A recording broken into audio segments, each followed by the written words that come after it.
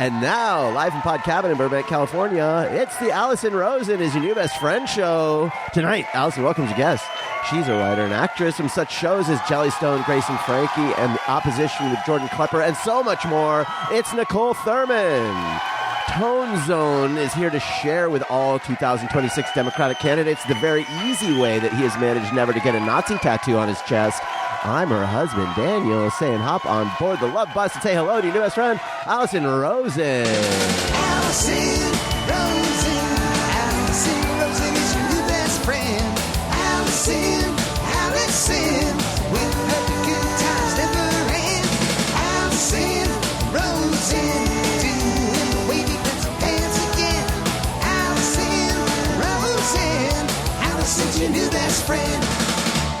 Hello, my little trolley gummy worms. Welcome to another exciting episode of Allison Rosen is Your New Best Friend. That particular, very specific carbohydrate was sent in on Patreon by Sam Randall. Yes, I'm on Patreon. All sorts of fun stuff over there. You can submit carbohydrates that I'll call people. There's episodes of The Friend Zone. That is my Patreon-only podcast.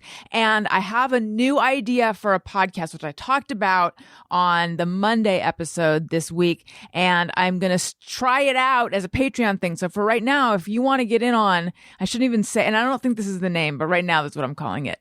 Passions. AKA what Daniel said, there's nothing more boring than hearing someone talk about their hobbies. The art could be like one of those romance novels with you and a fish. I love it. I've already booked a guy who's really into figs. Ooh. He's a fig influencer. This is gonna light up the chart. So I'm starting that's going to start out as Patreon. I wonder why no one has thought of this to interview a guy who's into figs. Maybe they have. I don't know. Well, and then here's what I want to do. I want to have a quiz. I don't know whether I give the quiz or whether Tony gives the quiz or what. And in my mind, I'm calling it, "Are you smarter than a moron?" And it's like we ask one person who knows nothing about fig questions, and then the other one. But I feel like that is not polite. So I feel like instead it should be, "Are you smarter than a normie?" But in my mind, internally, it'll be, "Are you smarter than a moron?" The looks I am getting from Daniel are not encouraging me. Anyway, that's on Patreon, and also stuff that you would be interested in. I do a daily text to the people at the texting level, and it is juicy. It's patreon.com/Allison Rosen. Patreon. And if you're going to subscribe, do an annual subscription and you get 2 months free. That's a good deal. I'm also on Substack. AllisonRosen.substack.com. And that is juicy as well. Okay. Very excited to welcome everyone here. Niccole Thurman, hello. Hi. I'm laughing so hard at everything that just happened. I haven't been here in a while. Sorry. I know. It's been a while. Daniel Quantz, hello. Hi. We're going to appreciate you while we have you because we know you have to dip. Busy day. Yeah. And Tony Thaxton. Hello. I just found this earlier. I was like, what the hell is this even about? I'm going to nibble on some minestrone while we record. I don't know either. Yeah, I don't know. I mean, there's sort of an ongoing thing about what food is the hardest. Well, a long time ago, it was like, what is the least car-friendly food? And I think we decided soup. But that predated you. So I don't know what that's about. Wait, has Tony not weighed in on this hot topic? What is the least car-friendly food, Tony? Boy, oh boy. I mean, a beef donkey? Thank you. Is a beef Thank donkey? you. That's what his dad called French dip. Oh, okay. Way better, way more accurate description of what that sandwich is. It's a beef donkey. Come on now. What else are you going to do with it? It's a beef, you donkey. I was like 30 or something when I realized he's the only person on earth that calls them that. My mom, I don't know if anybody does this, but my mom calls pigtails crunches. Never heard of that. Okay, never. Okay, yes. So it's like that, where it's just like we used to call them crunches. I want my hair in crunches. And you're like, what the fuck are you talking about? Pigtails. Yeah. Yeah. You know what's interesting, though, is that it's pigtails for one on either side of your head and then a ponytail for one in the back. But why? A pig doesn't have two tails on either side. Maybe because pigs have those little ears that are like, nyerk. That's what I think. The little triangle ears. Oh. But I don't see why people would look at that and be like, you look like a pig. But they don't call them pig ears, though. Yeah. A pig ear. Oh, yeah. No, they don't. And then I would say they look more like, what are Maybe your dogs? because they're squiggly. Spaniels Cavalier or corgis? King Charles Spaniels. Spaniels. They look more like your dogs. Yes, they Yeah. do. It's like it's giving like you have a Wendy. You know what I mean? This is give me Wendy. Give me a Wendy, and then you get a ponytail. Like those make Yes, you know what I mean? exactly. Wendy. I don't know. Yeah, a doggy. Maybe like when they. Well, you can't do Wendy's though, because that's confusing. Because pigtails are in the Wendy's logo. You're right. But that also says that's why people will be like, no, but it's the dog. Yeah. They won't know the It lore. would cause a lot of confusion. Right. Yeah. Pigs have the little corkscrew tail. So maybe maybe they that was the style. perhaps and make then one. it- Yes. I want to look like I have a pigtail coming out of the side of my head, a curly Q pigtail. Because sounded funnier in my head. tails. I'm trying to imagine it. I'm like, no, look over. Yeah. But like, I kind of already have like curly Qs. I have just a lot of them. So I'm Right. like, I would want one big curly Q. Ooh, like a side pony. That's what I was imagining. Yeah, and then you got to do the head motion with it. So Niccole Thurman, Yes. a lot to get to. You're moving to New York, but first let's address the gummy worms. Oh my God. Is it in your mind? Is it trolley or trolley? Trolley. Trolley. Wait. Trolley gummy worms. Trolley. Okay. Because I was like hanging out with this guy for 4.5 seconds. And we had a whole debate, but I was like, no, it has to be how I say it because I'm obsessed with it. So it's trolley. And he says trolley, but I say trolley. Okay. I don't know why. It was like a whole thing. And then you guys I broke almost up said it. over it on the 5th second. We didn't break up. I was just like, do you even like me as a human? Bye.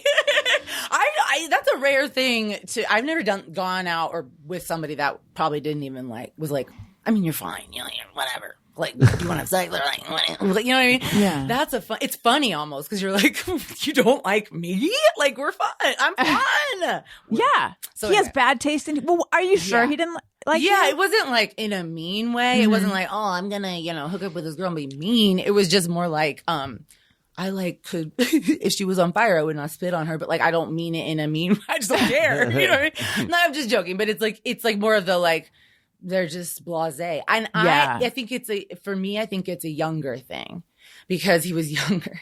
Listen, okay, I'm a cougar. Okay, I can't help it. Okay, I look young, so I get young. I get young man, and I'm like, well, you look supple. That sounds bad, but you know what I mean? I'm like, you look young. So anyway, but I think it's a younger thing. They date differently. Yes, maybe. Have you heard of the Gen Z stare?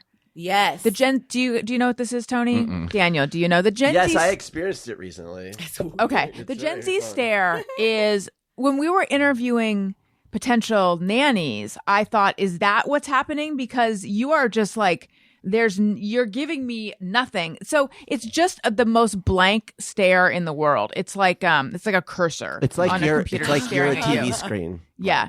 That's so funny. I mean, I think that's maybe the theory is that it's from so much I feel like- it technology. feels I don't like know. that. It's weird. I was in an interview sort of situation with someone who is in that generation, and he'd ask me a question, I would talk, and then I would be clearly finished. When when you are finished and it's clear you're finished, and then just looking at me, and it's just.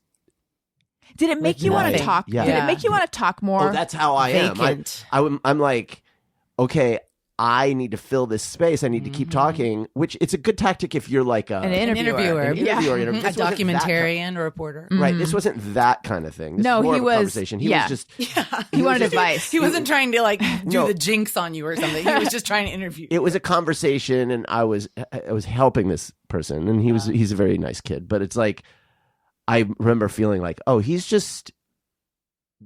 I guess he's just waiting for me to tell him now. Is there a hey? Yeah. What the does cue? Gen Z need to know that now they can talk? What's Send. Say, Send send? your turn over. So can you get those reports in by the end of the day? Send. Send. They'll be like, okay. Right. It's like they're doing talk to text, but to them. I think more Yes. just Yeah. back to you, like a Back to point. you, guy. Now your turn.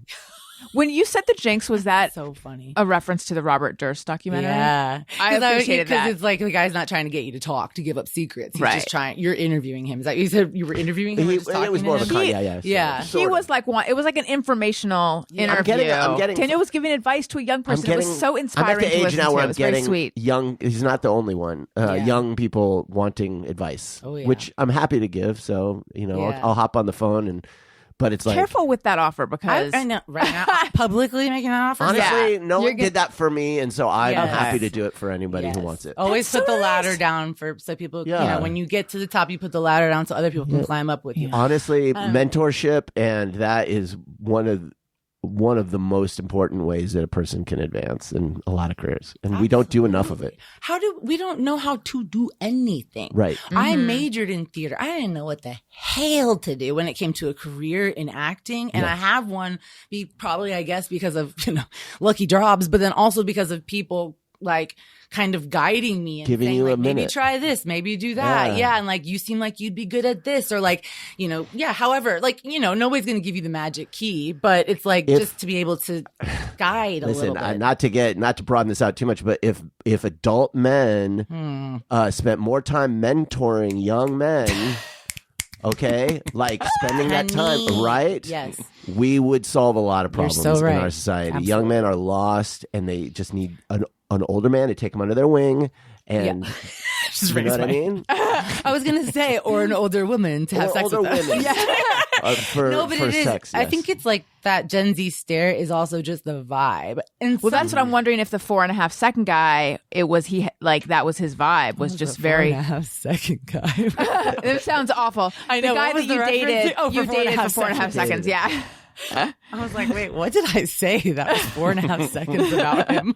I think it's just. Sorry, you go. Keep going. Well, no. The way we got on Gen Z Yeah. stare was you were saying he was just so blasé. Oh yeah, because I listen, I'm funny and I'm objectively funny. Yes. I'm not like making people laugh, like forcing them to staring at them, being like laugh. It's like which is how I do it. it's like I would exactly I laugh. feel bullied into laughing Yeah, at but Daniel. that's how I want to do stand up. Is like I don't just laugh. But what I was gonna say was it was like I still keep forgetting what I'm saying. I always do this with the guy, and I don't know. I've lost it. I'm so out of it. It'll come back. You're moving in a week. No, I know. I'm just like I do this all the time. Now I have the worst brain fog.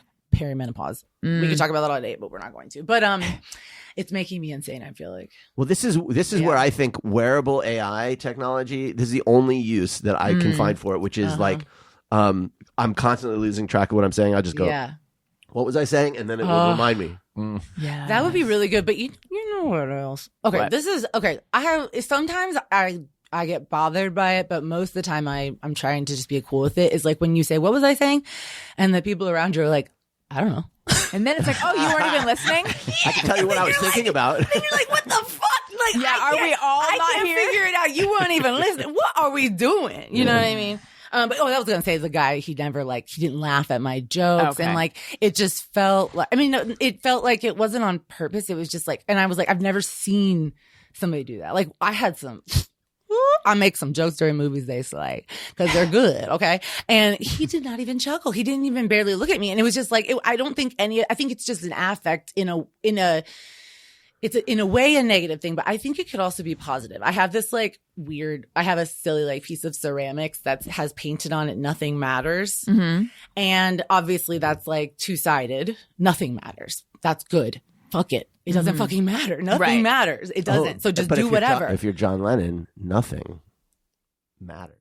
Ooh, it was nothing. Because where's the song where he talks about, I forget what it was, but then it never Imagine there's no heaven. Is that what you're talking about? I can't remember, but everyone thinks it's like nothing. It thinks it's like nihilistic, but it's like no. Oh it's yes, nothing matters, and nothing. it's like Like, you nothing. need to That's what I'm saying. value Exactly. That's the nothingness. difference. Yeah, the nihilism versus like the positivity of it, Right. Of being like, yeah, nothing matters, so we can do whatever we want. And so I think that's the Gen Z vibe in a way too. They're more open with sexuality. They're more open. And I don't mean like, well, they're sticking, needles in butts. I'm talking about like, You, because that's where my mind went. I don't know, man. All I know is people started talking about ass and I eating ass and I got lost. So I was just like, okay, it's a new generation. I don't know what's happening. So are they all eating ass? Is that what's happening? It's just the what, like- ass eating generation. Have you not? Because I didn't I know they think were that's called like that. elder 20s are the ass eaters. And then Is that right? Yeah. I don't know. I just feel like on Twitter, when Twitter was like popping off at the end, everybody was talking about it. And I was like, I hate this because are you really are just eating booty? I mean, listen, no judgment, but a little bit of questioning. But anyway, I just think it's more of like they're more open with things. So then they're maybe more detached from Yeah. them. But then, that's not good because then they're staring at you, waiting. Just waiting. Right. And it feels like it's non-emotional, but do you think it is? I mean, do you think that they're like tuned out or I think that maybe they're just like, I'm not. Okay. Okay. Yeah. I don't know. Unlike my new podcast, Passions, I feel they seem to have very, I'm all over the place now too, but not that you were. Well, it's kind of like a subject that could go like macro. So I don't know. So it's impossible. I can't get an overview of it because my experience of what you're talking about has been with people where I've thought, do they not care about anything or do they just not care about me? Yeah. We're still talking about ass eating, right? Yeah. Pretty much. Yeah. I'm like, my butt's right why here. Why did you not put it in the butt with your mouth? Yeah. Listen, people do it. It's fine. But We don't kick shame on no, the but I show. think that's all. But that's also a thing too. Is it us? This is what? Oh my god! I was in this I've been going to these sound baths, and they've been amazing and nice. But like this place I go to, they're very nice. I love them. But there's so many people that fall asleep in the sound bath. Yeah. And I'm just like, what the fuck? Because I've never been to a sound bath that so many people instantly fell asleep. And I'm like, you have sleep apnea. Don't come here. Like, are they snoring throughout the sound bath? but if you fall asleep this quickly, you are Tired. having sleep apnea. You have sleep apnea. Like it's one of the symptoms because you're not sleeping correctly, or you're not sleeping at night. You're just not getting sleep. You're just fucking tired. Right. Yeah. And so you come to that thing and you immediately sleep. And so I was just, the snoring is when I start to be like, what is happening? And they almost always, it's never a quiet person that falls asleep because it's people who sleep. But also, like, why are you spending money to then just fall asleep? Exactly. And that too. But then I'm sitting here in the sound bath thinking, why the hell do they spend money just to come sleep? It's after work. They could have just gone home. And then I'll be like, why are they so loud? Why isn't somebody tapping them? Blah, blah, blah, blah, blah, blah, blah. And then all of a sudden at the end of the sound bath, I'm like, okay, gong, gong, I'm going to go home. You know what I mean? Like I give up. So I brought it up to the guy who owns the studio. And I like I said, he and I get along really well. And like, I kind of just brought it up casually, but he turned around so quickly on me. And I was like, wow. Like how? I was like, this sleeping in the sound baths. I was like, I understand. I was like, what's your thoughts on that? And he's like, well, I think, and I was like, interrupting. I think that it happens. So I get it. It's like the sound frequencies are going to put people to sleep, but I've never been in a sound bath where no one wakes them up. And so the whole thing, like there was this one girl, we were in a smaller room that day and I was so excited to be in the room because it echoed off the other gongs. It was like it was cool. But, there's a girl that started snoring from jump the whole time. Like a weird sound. Like Big Bird. Yes. And at one point I straight up got the fuck up because I was like, because that's interfering with the whole thing that you're paying to do. I'm going to yell out. I was like, I'm going to say, because I have anger issues. And so I was like, I'm going to say something really loudly if I don't stand up. And so I walked out. I couldn't find her because, of course, as soon as one little tiny noise happens, the person that's snoring stops. So then you can't find them. So anyway, I figured out who it was at the end. Oh, we're going to have her like, girl. But it's not, it's nobody's fault, but it's just, anyway. So all I'm saying, the point of this is that he turned it around so quickly on me and was, because I was saying all of these things. Yeah. It's, it's disruptive. It's rude. It's annoying. It's taking away from everyone's experience. Your walls are echoey. So it echoes more in this room, which is like, maybe you could do something. Hold on. Sorry, I had to take a drink of Dr. Pepper. Dr. Pepper. Don't say it because you have to beep it out. But no, it's okay. He was like, why does it bother you? Oh. And I was Excuse like, me? what? And he's like, well, why does it for bother all the you? reasons that I just said? Yeah, but then this is relating to Gen Z stare. It's relating to the way you relate to people out in the world. Why does it bother you that someone fell asleep? I mean, this is still, listen, the people are still annoying as fuck. I'm not saying they're not. But he's like, why does it bother you that someone fell asleep? And I was like, because they're ruining my experience. Why are they ruining your experience by sleeping? They're just sleeping and you're in the room too. I know. That's not what you said. I totally If they were agree. silently sleeping, it'd be different. I totally agree. And I said, listen, I get it, but like, just keep making the announcement at the beginning of class, because they used to make the announcement. You have to tell people, tap your neighbor if they're snoring, because otherwise they're not going to tap them, and I got to get up and tap. I'm going to punch them. So I cannot stand when people talk to me like they're my therapist. Like, that's the way a therapist can talk to me. I pay them to talk to me like that. But you're just a fucking dude who owns a sound bath. Don't interrogate my psyche. You know what I mean? Don't drill that. I find that to be... The insinuation is that there's your something fault. wrong with Niccole for bringing this up. But it's like that question is like plumbing. You're asking, you're trying to get me to interrogate the deeper part of my psyche right now. That is crossing a fucking line. That's what you say. And that's fair, because you're like, bro, that's about like, what the fuck? And you can say that to him. I'm sure he would shut up. I would not be okay with that. And I think that he would probably like get it. But like, I I've been doing like all this silly stuff, and I'm also trying, not silly, hippy dippy stuff, where I'm really trying to open myself up to random shit that people say.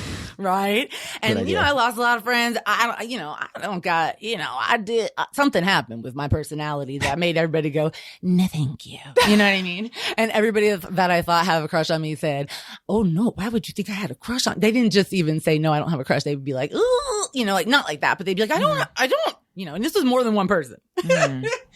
So anyway, I've been trying to be really open to feedback like that, because how I think of it is, why does it bother me? Yeah. If someone's having like a Tourette's moment or something in public, and I'm like, ugh, or a baby's crying and I'm like, ugh, it's like, then I'm focusing in on the one irritating thing in the room and acting like it's a personal attack on me. And then I'm sitting there stewing in frustration and anger and not enjoying myself in the moment. So it's kind of like the nothing matters thing, where it's like, you can think of what he said as, it's definitely, I was kind of like taken aback. Like, well, it's not a bad question. It's just an intrusive question. Yeah, especially because I was like, that's annoying in your class. And he's like, why does it bother you? Right. I'm like, huh? That was weird. I guess I have been to a thing where people have made the sound with the little thing, but not a true sound bath experience. I haven't had that.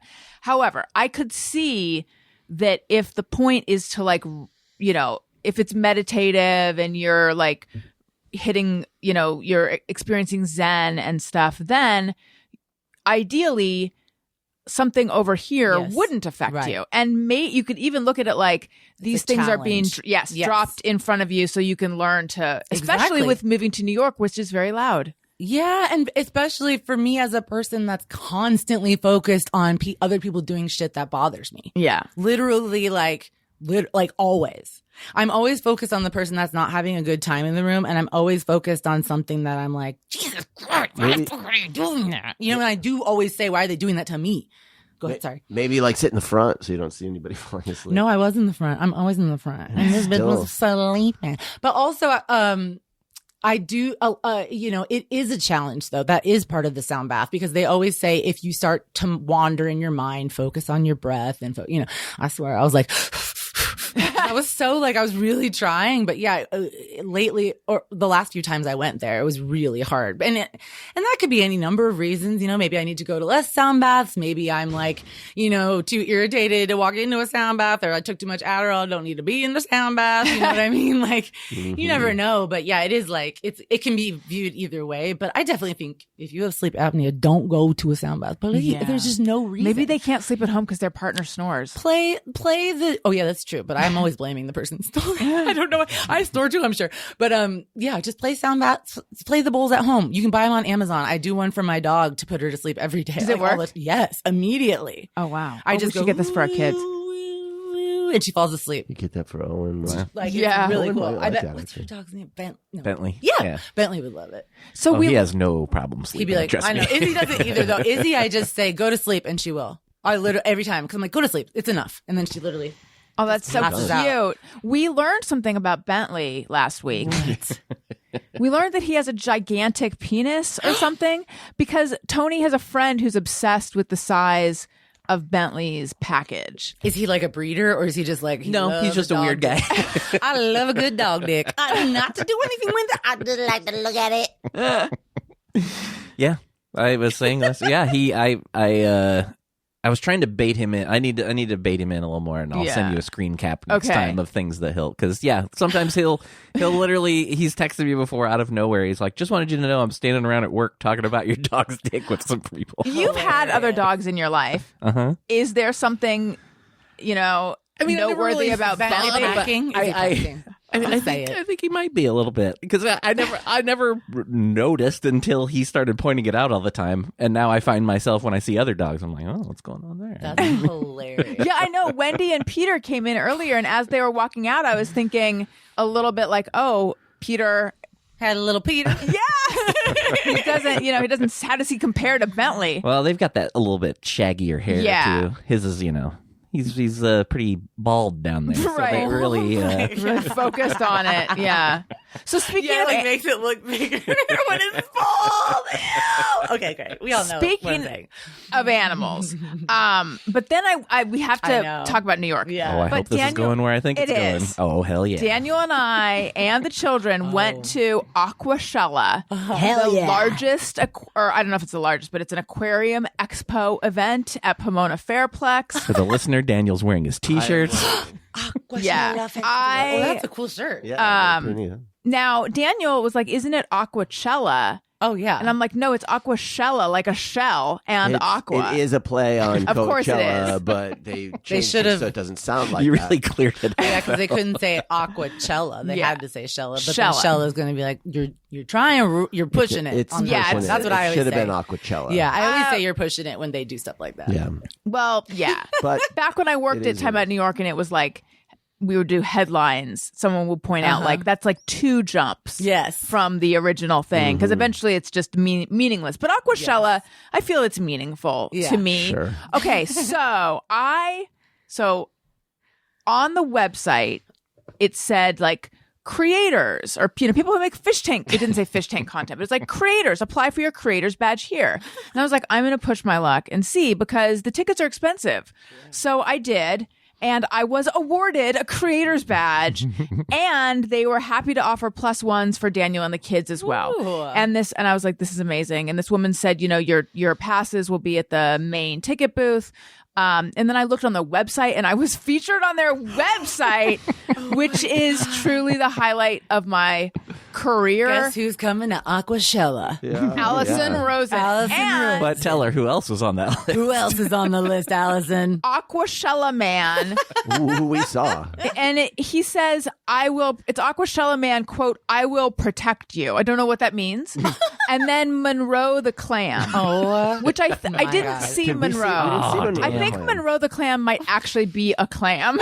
Like That's not what I was like guessing. a big clam. I like saw a real no one. clams, though. I didn't see any clams Much less either. one that would have been named Monroe. False So advertising. Aquashella Man is this guy with longish hair. His body is completely blue, and then there's like muscles painted on. Not like He looks like a Navi almost, yeah, from like a light blue body with stuff painted on, including muscles. He's a DJ. Yeah, is that it? Is he just a DJ, or was he doing other things? And as is he well? Aquashella Man? I only saw him DJing. Is he Aquashella Man outside of the context of Aquashella? Right, Like, or is was- he I don't- Burning Man as Aquashella Man? These are the important questions. I don't know. Tony wanted me to get a picture with him and the clam, and unfortunately, I didn't get either of them. He never vacated Here's his the thing, posts, he was deep his in the ones and groove. twos. You got to book him for the show. I do. What if he doesn't talk and he just yeah, I know. So we walk in and I go to the main ticket booth and there's a line, and we get up there and I say to the guy, I have a creator's badge, and I hold out my ID. And he looks at me and he says, what are you showing me that for? And I think, did he? Sorry, but it's not kind of embarrassing enough to get a creator's badge, even though it's like a VIP. It's kind of embarrassing. And then you give it to me, he's like, what the hell is that? Yeah. Yeah, he's. And then I'm like, oh, maybe he didn't hear the first part and he thinks I'm just randomly holding out a pass. And he goes, who are you? Are you someone? Oh my God. And I say, it's about to get worse. I say, I make fish tank content. Which is barely true. It's barely true. And then he says, like, for whom, who are you with? And I say, or he doesn't say for whom. That's too grammatical. He says, for who are you with? Are you on a list or something? And I say, I'm Allison Rosen. I have a creator's badge. And then he begins looking at the list but I'm just standing there very much like that. I feel like I was assaulted. Yeah. Right? You did feel that way. Well, yes. You called into question your whole existence. Who are you? Why? What are you showing me that for? Yes. Allow me to just say, I'm new to being a fish tank content creator, which feels like a lie. Yeah. But I'm not new to being on lists. This is the way it works. Right. I don't need to give all my credentials, but I've covered a lot of things. I've been on a lot of lists. This is how it works. You say your name, you show your ID. That's it. He also had lists. He was. Yeah. I know. You just look at it. It was super weird. So then finally he looks and then he like gives us our badges and stuff. But it reminded his reaction was like someone who had no idea what a list was, like what somebody being on a list. He was just confused by the whole notion. What is that? But he's sitting there with stapled pieces of paper in front of him. It was very strange. Daniel made the point that there were probably 13 creators at the whole thing. So but still, didn't he let in the other 13? He should know them. Tattooed 2 years, and I'm wondering, was that a sobriety thing? Is that to tattoo a year on your arm? No, it's not. No, but, I mean, because that's a lot of tattoos. Maybe it was for him though. Yeah, because I can see it being. 3. Yeah, I've never heard of it. Maybe he's 2 years old.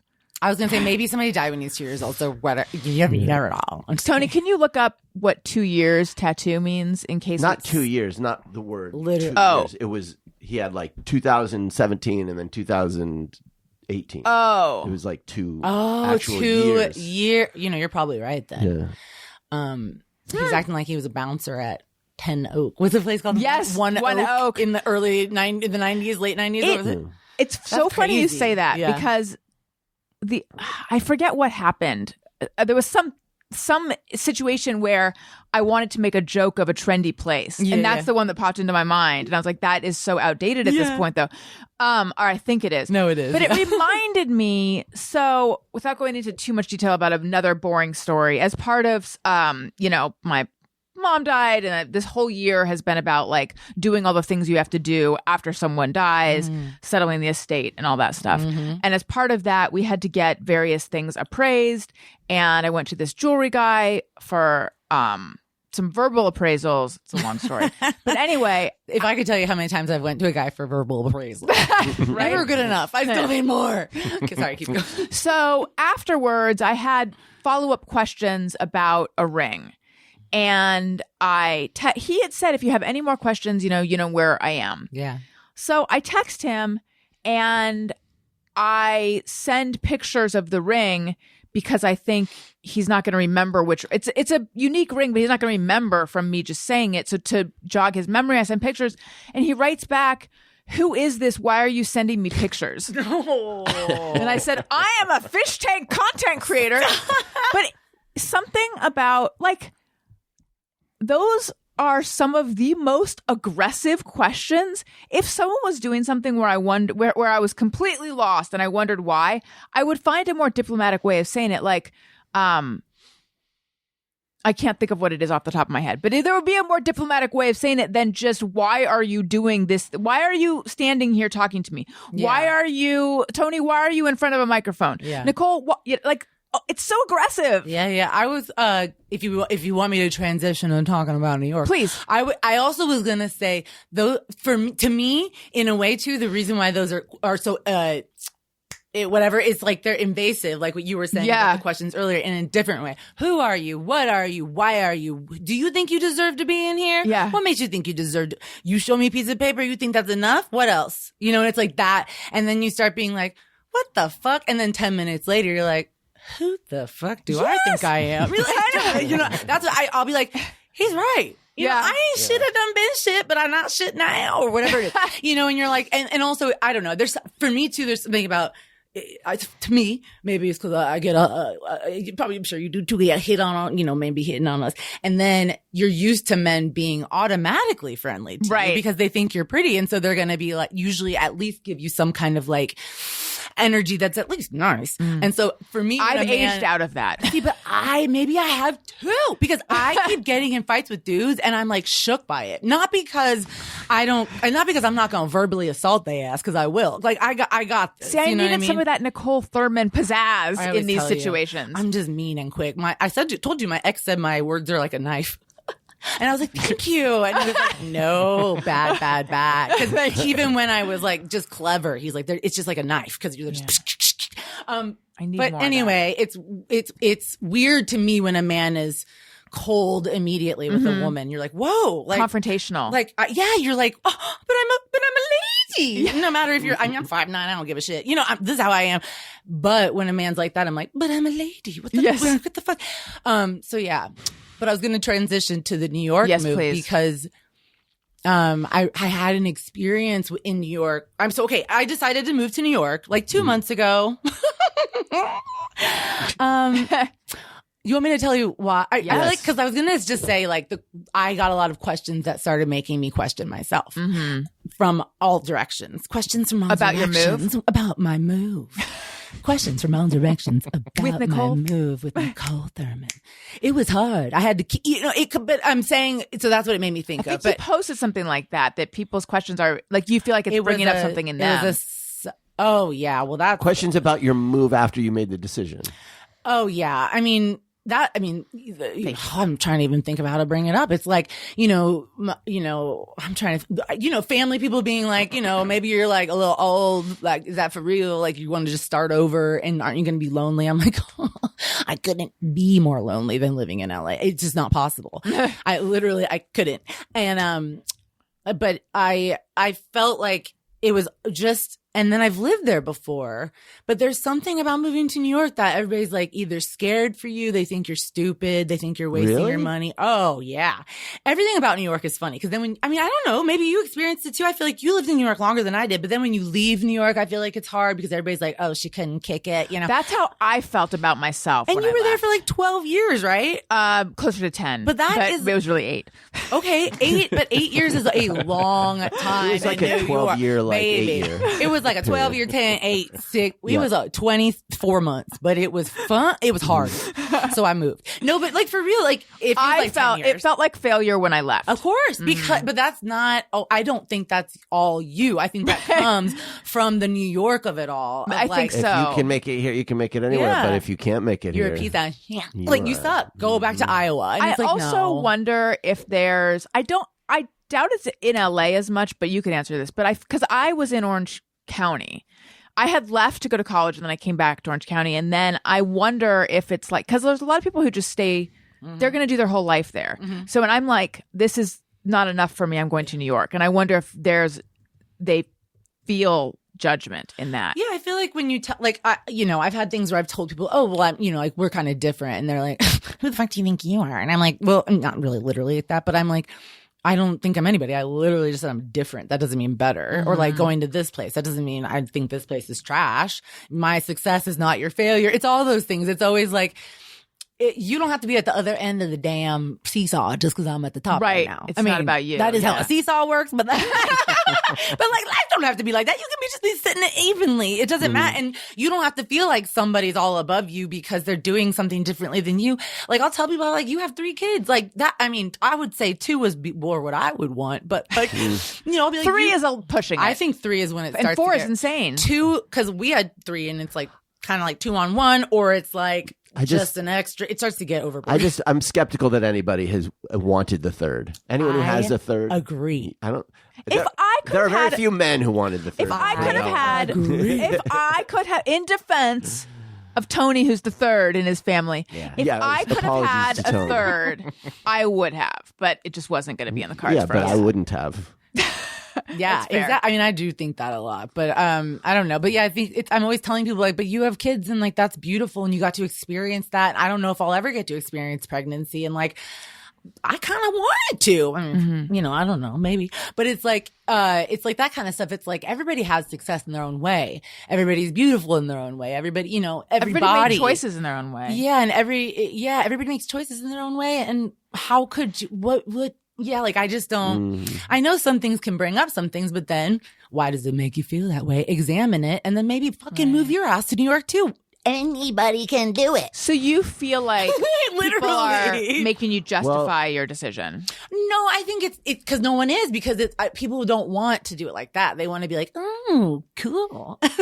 So it's hard to find apartments. Do you think maybe that makes you want to not do it? Or like, you know, if it is a little bit hard, you can always just like move and come stay with me and then like, you know, make some money and then go back. And I'm like, what is it? I'm not a child. Yeah. I think it's more of that. And you lived there before. And I've lived there. You're aware of what it is to live in New York. I'm very aware. I mean, listen, I've lived there poor and I've lived there with money. Poor is way worse. Which do you recommend? With money. But yeah, poor is way worse. And I'm, you know, there's no doubt that I have scary feelings about a lot of this. But I mean, I'm fucking broke here. It doesn't make, it will not make one bit of difference. But yeah, it's like a whole thing. But I just decided to move here. And I think that's also a thing of like, I decided and 2 months later, I'm just doing it. But it's like, I can. My lease is month to month. I've lived there for 7 years. I'm ready. You know, my car's a lease, so I can just return it. Literally, I'm going to return it the day before I move. Barely owe any money on it because they already told me. And then, you know, I don't have like besties. I don't have, you know, partners. I don't have anything like that. And that's good in a way because nothing matters, baby. And so then I can go to New York and like, I don't know. It's just like, it was like an epiphany because, sorry, I plop my peas. What is it called? Plop? Pop them. I pop my peas. That I do it really badly because I record voiceover and they're like, you popped your peas. I'm like, I know. But anyway, it was like in 2021 or something, I wanted to go to New York. And that's where I was talking when I was in New York and I was there for that summer. And I was like, oh, I'm sexy again. I'm dyeing my hair blonde. I'm walking all the time, 30,000 steps a day, feeling skinny, hot, you know, like really just like felt good. I just feel good there. And then, and then I moved back and then I started seeing somebody. So it like kind of made me stay and then the accident and 2 strikes. And then here I was again. And I felt almost like, cause I booked, I had booked a trip to New York, but then also I had a friend who we had always been talking about moving. She moved and I was like, damn, I want to do that. And then I was like, wait, I can literally do that. You know, I'm broke as fuck, but I have a car accident settlement or something, you know, so it's like I have little things here. Like I can, you know, and I know that I can still do the work there. I feel like the cities are so connected. So anyway, I made the decision to just do it. I feel like I was going to say something else that had a point to it, but but then I went there like, so when I went there in August, everything was magical and I was like crying because I was so happy to be back. And like, I was like, I'm so glad that I made this decision. I don't feel weird about it at all. Then in September, well, because I feel like it's like, I used to be the type of person that if people would say something, see, did you hear that pop? I used to be the type of person that when I would make a decision, if anybody said like, oh, I would be like, me too. Yeah, exactly. You doubt yourself. And then you're like, oh, holy shit, you're right. I need everyone around me to unanimously agree that what I'm doing is right. Yeah. Well, isn't that very similar to the, I was going to say the bouncer at Aquashella. Needing him to affirm that I do belong there. Yeah. Kind of, even on a small level, sometimes you're like, God, what the fuck? And then you're like, and it's like, what do I care about what you think?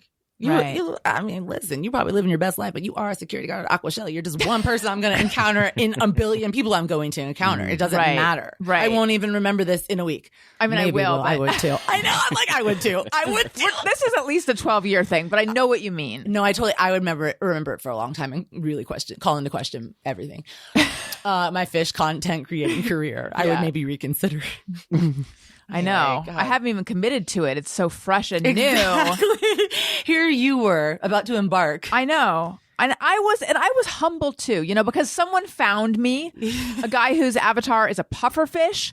And he said, "No way! I didn't know you were into fish." And I said, "I am. It's new, dude. But I love it." And then he said, "I knew you from your podcast, which, by the way, is still going." He made it sound like this is me. Yeah, I don't know. He said your old. Actually, he said your old podcast. So maybe he means Corolla. I don't know where he knew me from. He knew me from something that I used to do, except maybe I still do it. And then he saw that I was going to be at Aquashella, and then he found me on Instagram. So see, it's working.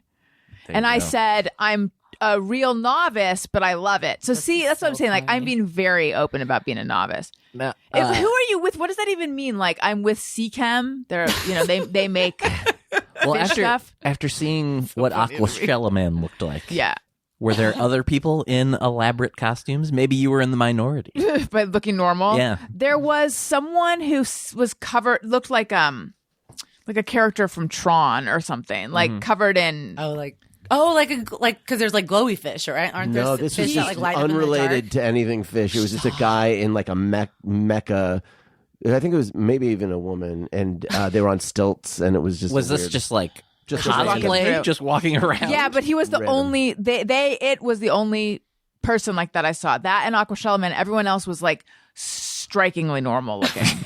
It was very surprising. normal. This is very so funny. I didn't really about think it. there would be cosplay there, but I was going to ask. was So I'm delighted that there that was. feeling when you stumble on like, oh, weird sex is afoot, or like at Renaissance Fair. Yeah. There was none of that. Really? Here, There was- it was such a normal crowd. I think that you get the weird stuff with the reptile people. Yeah. I would imagine and I couldn't. Oh yeah, I didn't- known some reptile people. Yes, they are weird. They're freaky. Yes. I didn't see reptiles here, but apparently there were some I've seen in other creators' videos, but I didn't see them. So wait, let's go back to New York though. Okay, so you're moving in a week. Do you have an apartment? Okay, so this is where my story connects. This is where the long segue goes. But it's related to Aquashella. But yeah, I went back in September and I was like, I'm going to look for apartments. I'm going to look and find one in a week, cause it's like, you can find one. Yeah. But going in September and saying like, I'm going to be looking for sometime in October, maybe November, but November was what I really wanted. And December was what I probably needed because I have an Airbnb for a month. Mm-hmm. And so I was just like looking way too far out. You can't do that.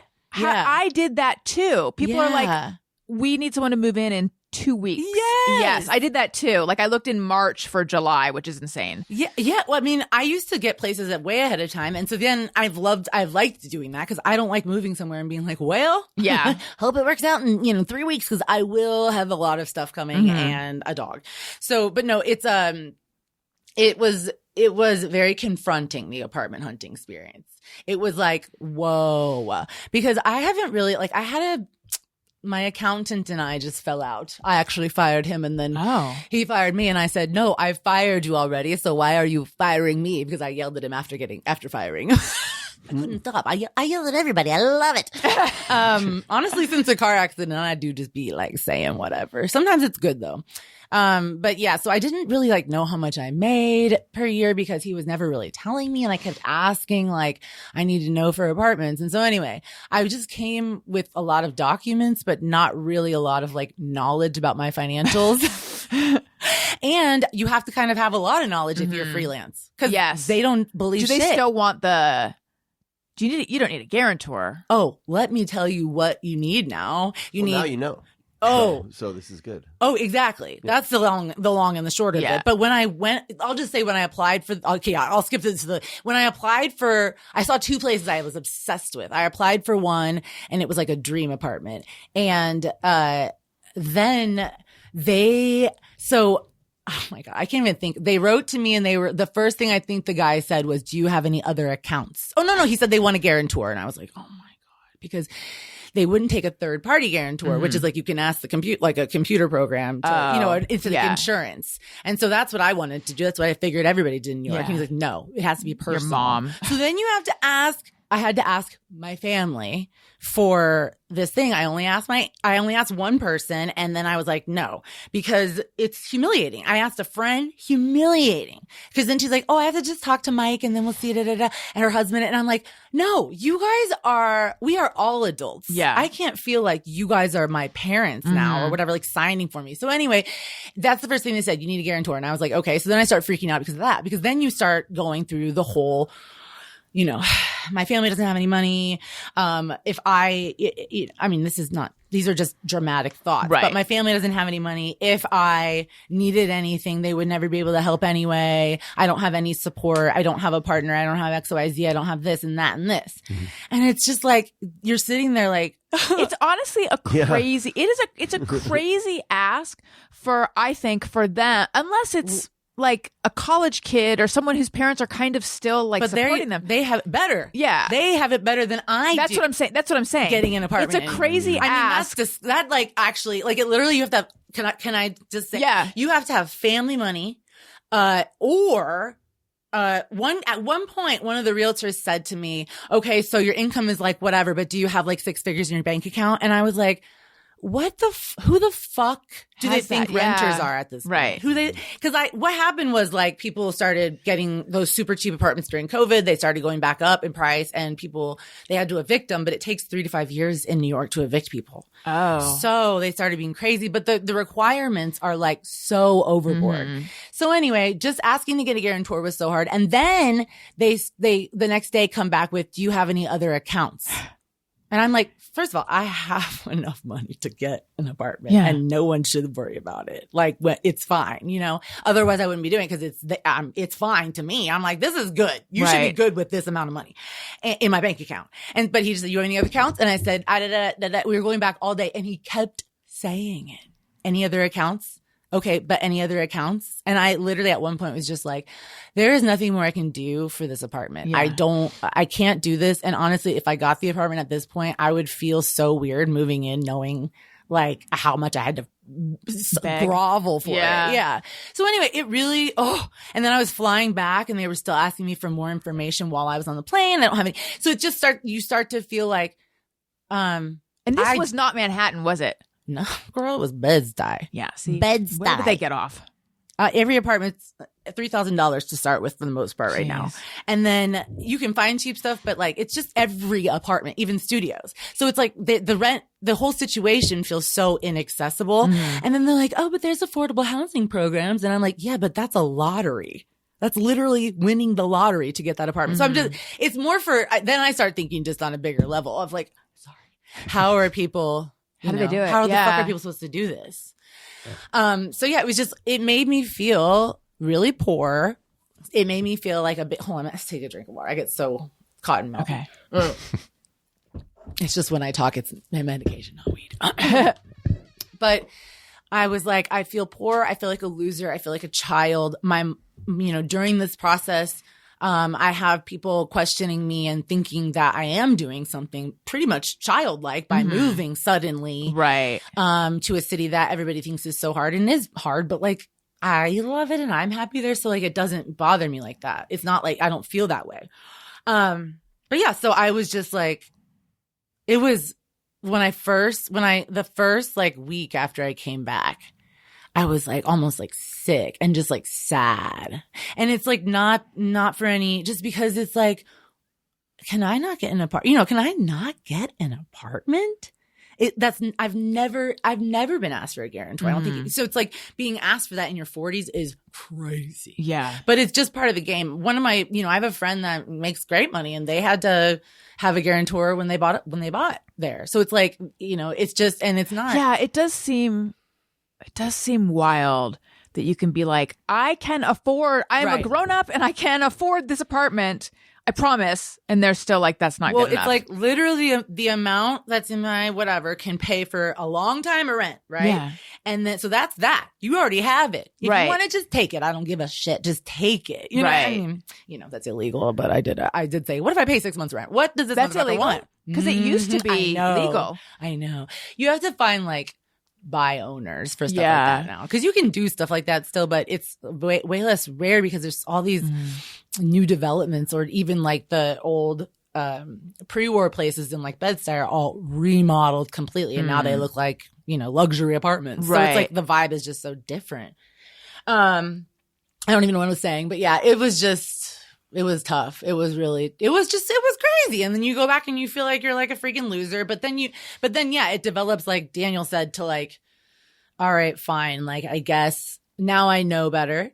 I know that sometimes they don't take third-party guarantors, and I know how to find out if they do. And I accidentally applied for it because I was going to apply for this apartment, but then I waited too long because I did let somebody's words get to me. And I was like, maybe I should wait. And then I lost it. And I would have loved it, but it's okay.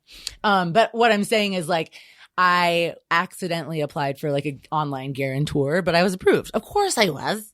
Because my credit score is so fucking high. And that's the other thing. They ask you to show them every transaction you've had paying your landlord. Oh my God. Every transaction I have. The 31st, the 31st, the 1st, maybe the 2nd. I always pay my rent, never miss it. I told them, you know, here's what my rent is. I'm getting rid of my car. Here's how much my car costs per month. I did not realize until I did the math, and I was like, bitch, get rid of that car. It's an Audi, and it was so fun to drive, but never again. But anyway, and I said, so that right there, that is the the rent. It's the same amount of money that I spend every month anyway. Yeah. And, so anyway, it's just stuff like that where it feels like, but I know who I am. Yeah. I would never let myself get evicted. You know, Right. I would just never let myself. So anyway, it was, yeah, but then now This is also stressful. Yeah, and now I have all the paperwork. I have a new accountant Good. that is going to help me like get my paperwork looking even like more like together. So, cause it's like, I just don't know how. I don't have pay stubs that look like anything. It's Yes. like, she made 6 cents on this paycheck, and total she's made $20,000. It's like, no, I just made $20,000 from one company. You know, it's Right. like, our residuals are so crazy. And so anyway, I do feel like I'll go back in more prepared. I've been starting to see more apartments, and like, I really want to get a duplex. And the duplexes, you know, they're like, what is it, like a kitchen and living room upstairs and like a bedroom downstairs. And there's a lot of nice places. So I'm just trying to, cause I know I have that guarantor. So now I'll just look up, does this guarantor work with this building before I even look at it? So you have an Airbnb for a month. I have an Airbnb. See, I feel like that. I have always felt this way. It's very hard to get an apartment in New York or a job in New York if you're not living there. I agree. I feel like even though it's like scary, I think it's scary, the idea of like, I'm moving there and I don't know where, you know, but I feel like that's the way to get an apartment is once you're there. You will find one. It'll be fine. Yeah, because lately, since I'm going to be there I'm literally going to be there in 1 week. So lately when I'm emailing what do they call them? Brokers? Yeah, brokers. Yeah. I am telling them, can I just have a video? Can I see the video tour of it? Because I might just rent it like that. But then the problem is they play music over the video, so you can't hear what the apartment sounds like. Right. And Like, what are you hiding? Yeah, like, where's the rest of the sound? Somebody playing drums downstairs? What's going on? Right. Tony Baxton downstairs on Mouse the ones and squeaks. tools.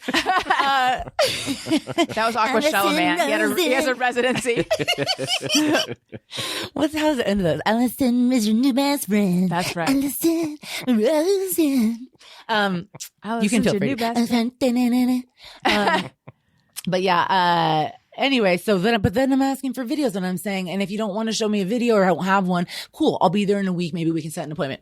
Nah, man. They're like, let's set it tomorrow. And I'm like, I can't. And then, you know, every showing available online. So yeah, and it's like it's the rhythm of it. Yeah. That's what it is. It's like you're dropped into it, and then you can move in it. Then you can move in it. But until then, you're like, you're on the other side of the country in a totally different energy. Right. And like, I miss the rhythm of it. I know. I mean, I think it's also because like we have the rhythm of it. You know what I mean? Oops, I just popped my knuckle. But it's like, you know, you lived in New York for a long time because you work well there. 8 or 10 years. 8 or 10, 3, 5, 6.5 months. I mean, it was more than 8. I sublet for 2 8 and some months. It was a vacation. Yeah, it was a long vacation. It changed me. It changed me, okay? The energy of the city was I incredible. slept on my friend's couch, okay? I It was in the couch surfed. East Village. Okay, East Village. That's Alphabet Street. I'm looking, by the way, I have found some places in the East Village. Lower East Side is like, you want to live in this hole in the middle of the street? And it's like, no. Because all the Lower East Side apartments are like, no windows, nothing. Small. But anyway, I think it's exciting to like see different. I'm excited about it. I'm excited for you. I can't wait to vicariously move with you. Cool. I know. I'm like doing. Oh, and your listeners can subscribe to my Substack. I mean, I can promote that at the end, but I would forget. I started a Substack called What is Happening, and it's going to be following my move and like following what I'm deeming a midlife. Instead of a midlife crisis, it's like a midlife coming of age. Yeah. So like it's almost like another teenage. I have a question. Moment. Yeah. Now, if someone were to look it up, would they might they just think it's called What is Happening? How would they know it's what is happening? Good. You're right. It's because it's spelled WHUT. So what? Yeah. Period. Oh, perfect. Period. Happening. But I also think that if you just Google my name, I bet that will pop up because it's like a newer thing that I did. And usually that will pop up. Or it's like Niccole Thurman Substack. I like that it reads what is happening. I know, right? Because that's what I feel like. I mean, I just feel like I feel so weirdly settled in the decision, but then sometimes I'll like, for a while, I was like, especially coming back from New York, I was like waking up in the middle of the night and I'd be like, like I would just start laughing because I was like, what the fuck am I doing? I have no money. Like, this is never going to last. But then it's like, that's how I feel here. But why too. not do it? That's the thing. I don't hear any reason not to. Exactly. I think if there was like, and even if tomorrow I book a recurring guest star, so what? I'll fly back from New York every time I shoot it, and a lot of people fly me back. Don't live in LA who work here, and plus, also isn't a lot of work not here anymore. Yeah, and actually, I've been starting to already audition for more New York shows. I guess I could have been doing that the whole time, and I was like, where were those auditions before? But yeah, and so I mean, and I know some of the casting directors there, and I mean, so it's like I'm not in the world at all, but I don't really care. And then maybe I'll do like musicals or like theater. I really miss doing theater because I miss really being able to express myself. You know, I feel like with voiceover, you can do it and that's it.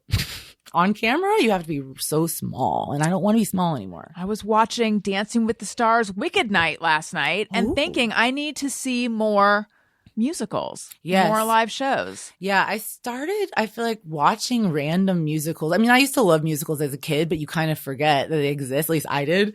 And then, watching them again it's just like so joyous. And like, also I always like want to be in a band. Mm-hmm. So if I love music so much, I love singing, and my voice feels strong because I don't smoke anymore. And like, I used to sing I used to do Second City shows, and I'd sing all the time. It's best. But anyway, so I'd like to get back into that kind of stuff. It just feels better. Well, to all the people who are saying things that are making you question your move, I say, hey, go fuck yourself. I support this move. Yeah. I mean, I'm bummed that you're not going to be here. Yeah. Even though I guess it's been a year since you've been on the show, but I was unaware of, because time has been weird this year. So personally, I'm like, but I'm excited that you're going, and I can't wait to hear all about it. And I think it's going to be great. I love New York. Yeah. So yes. I feel like I'm gonna do well there. And a lot of people they're like, yeah, you'll do well here. Yeah. My friend always tells me like, you look good whenever you're in New York. And I'm like, I know, it's like a different kind of feeling. Oh man, I was gonna say something else. I can't think of what it was. Yeah, it'll be an exciting time. It'll be scary. I don't even feel like it'll be scary. It'll just be fine. I feel like the older you get too, the easier you can do things like this, because you just know, and especially for me, this is like the third time I've moved cross country to New York, I think. Yeah, I moved there, back, and then now I'm going back again. So this, I know what to do, you know. So are you flying? You're flying back with Izzy, and then how are you getting your stuff there? Moving people. I know them. I'm like, hey, Mark, I'm going to move again. He's like, okay, cool. Great. He's so nice. But, what are they called? State to state movers. If you want to call somebody good. I don't know if we can tell who people are. But yeah, they've been great. I mean, and it's been coming together really smoothly. I was packing and like, it's packed already. Like, it was just like, oh, that's it. I did it. Everything's been so easy. I think Izzy's going to be struggling, my dog. It'll be hard, I think. And so I'm actually like kind of really scared. Like it makes me sick sometimes thinking like when I drive her to daycare and her daycare people love her so much. I'm like, oh my God, what are we doing? Because they're like training her and helping me get ready. Like they've been letting me take her every day because I mean, I had 10 days left, but they gave me like 14 because they were just like, just bring her every day. We'll help you out, you know? So it's been like, I feel like the thing about LA is I'm very, it doesn't sound pathetic, but it's like I'm very lonely. But that's what I was going to say. But I'm very lonely, but I have great community. Mm-hmm. And that is so special to be able to go to the gym and talk to everybody that works there and just love them. And then, you know, go to anywhere and just talk to some random old guy at a store for 20 minutes. And you're like, that was a great conversation I had for the day, you know? Yeah. So anyway, I love that. I was also going to say I hadn't been on your show for a year because I feel like part of it was I was so depressed and not even depressed, just like paralyzed on my couch. Yeah. Because I really just got so stuck.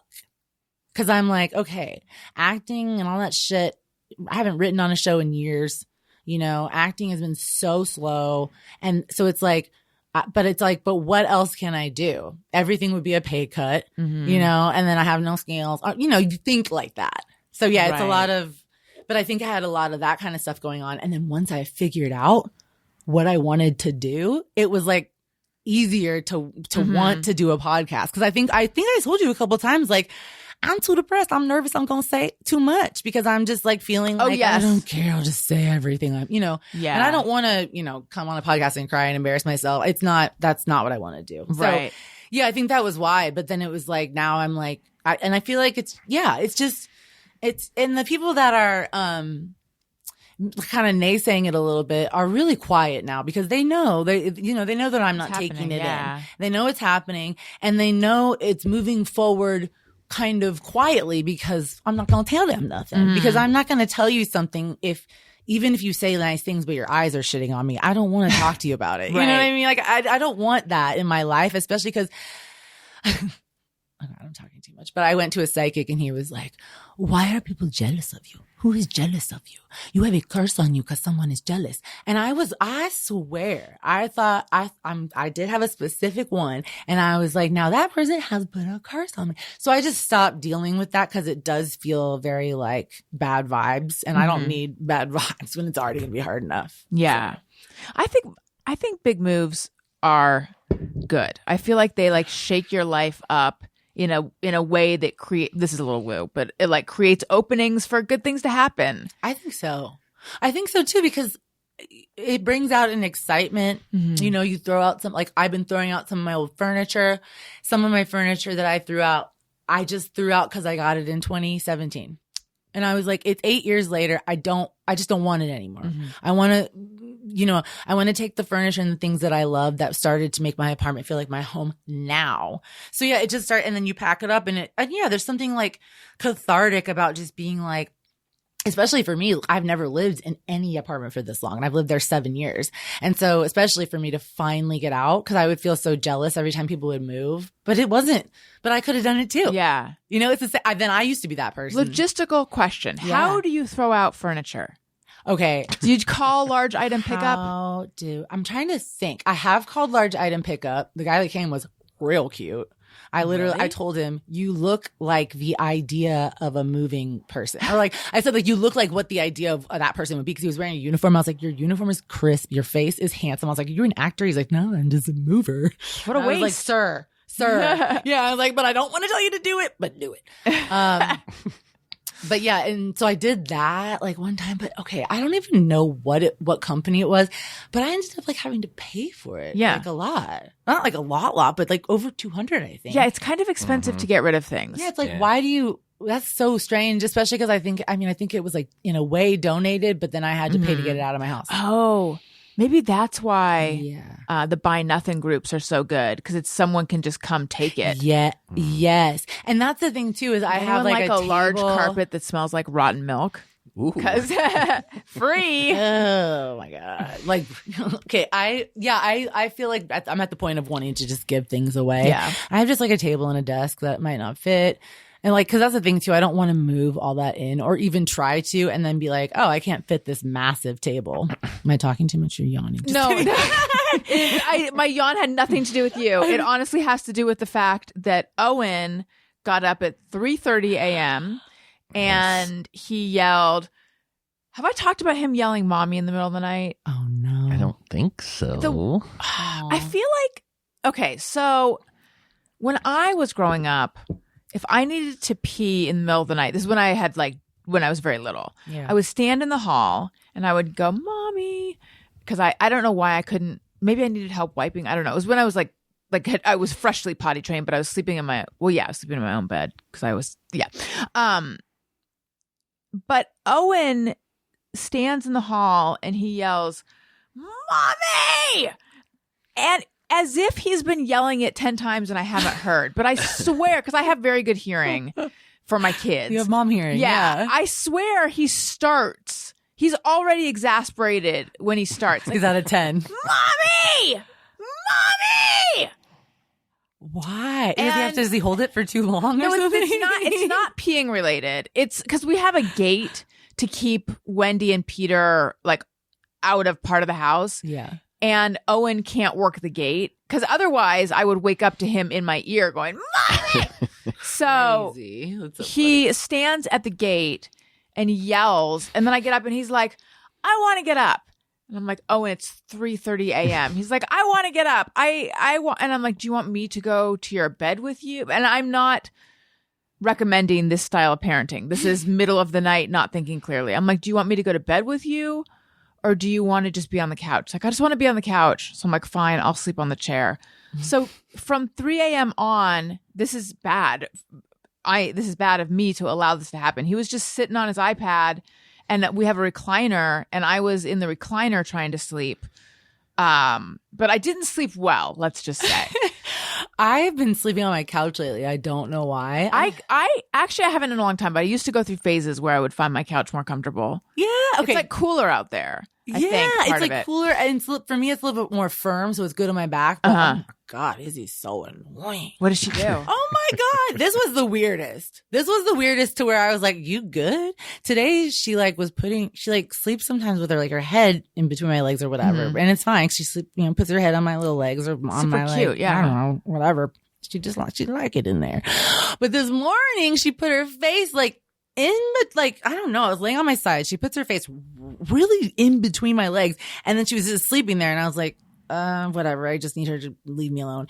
And then all of a sudden I'm asleep and she just is digging, trying to go deeper in. Like burrowing. Into my legs. Yeah, she's trying to burrow in between my legs while I'm lying on my side. And I was like, it scared the shit out of me. Because you forget that she's there. I was sleeping and I was like, ah!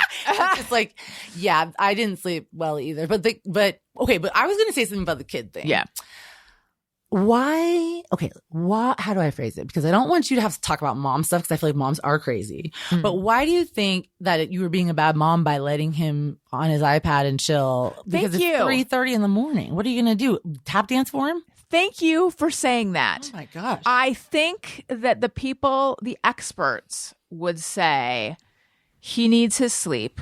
Yeah. And so being on an iPad, getting up at 3:30. Yeah, it's I think what I should have done is make him go back to sleep. Yeah. Whatever that looks like. Yeah. But instead I was just like, he's so clear about wanting to get up right now. And you're so clear about wanting to sleep. Yeah. It would have been easier if he had said, let's go back to my bed. And then I could have gotten him back to sleep in there. And then why was that bad too?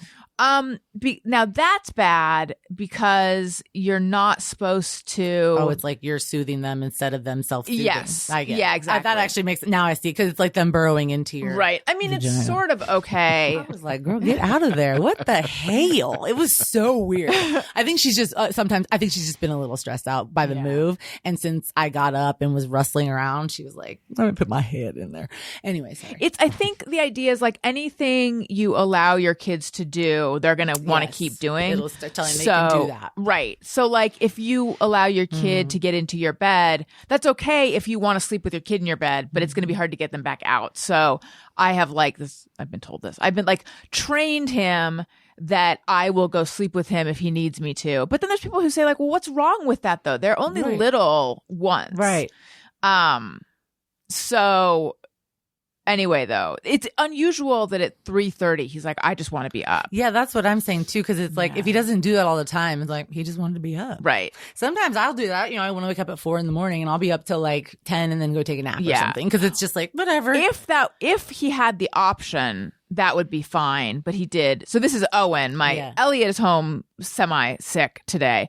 Owen did go to school. So the thing is, he's just when he gets home, he's going to be cranky. Yeah, and crankiness. But yeah, I do think as a mom, I'd rather at night just be like, I'm not going to process this. Just blah blah blah. But it is hard. I think for a mom, it's like anytime you talk about an iPad, anytime you talk about sleeping with them in bed, because I know other people that do. I know other people that do that a lot for a long time. Mm-hmm.